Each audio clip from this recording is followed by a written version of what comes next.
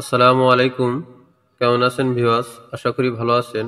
আল্লাহ তাআলার মেহেরবানিতে আমিও ভালো আছি। অনেকেই ভাবতেছেন একটি রুমে কতটা টাইলস লাগবে, কত বস্তা সিমেন্ট বালু লাগবে আর মিস্ত্রি খরচ কত আসতে পারে। তাদের জন্য এই ভিডিওটি।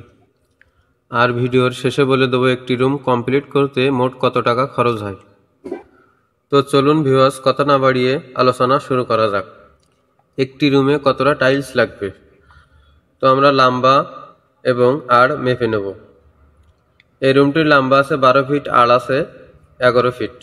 এবার আমরা 12 আর 11 গুণ করে নেব। আমাদের আসতেছে 132 ফিট। এই রুমটার ফ্লোর 132 স্কোয়ার ফিট। আপনারা দেখতে পাচ্ছেন আমরা যে টাইলসটা ব্যবহার করেছি, এই টাইলসটার সাইজ হচ্ছে 24x24। এই টাইলসটার মার্কেট প্রাইস বর্তমানে 95 থেকে 98 টাকার ভিতরে আপনারা পেয়ে যাবেন। আর স্কার্টিংয়ে যে টাইলসটা ব্যবহার করেছি সেটার সাইজ হচ্ছে 8x12।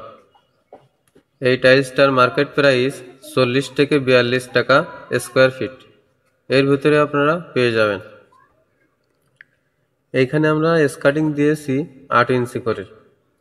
132 স্কোয়ার ফিট ফ্লোর হলে স্কার্টিং লাগবে 29 ফিট।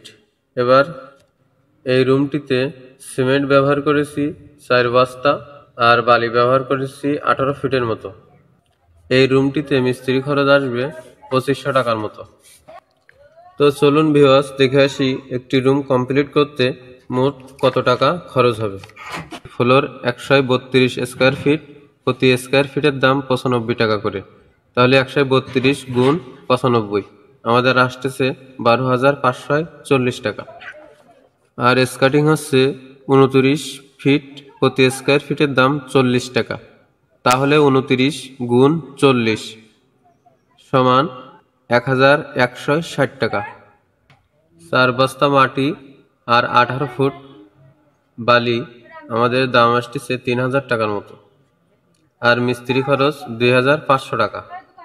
তাহলে আমাদের মোট খরচ আসতেছে 19,200 টাকা। তো ভিউয়ার্স, আপনি যদি আমাদের চ্যানেল নতুন হয়ে থাকেন তাহলে চ্যানেলটি সাবস্ক্রাইব করে পাশে থাকবেন।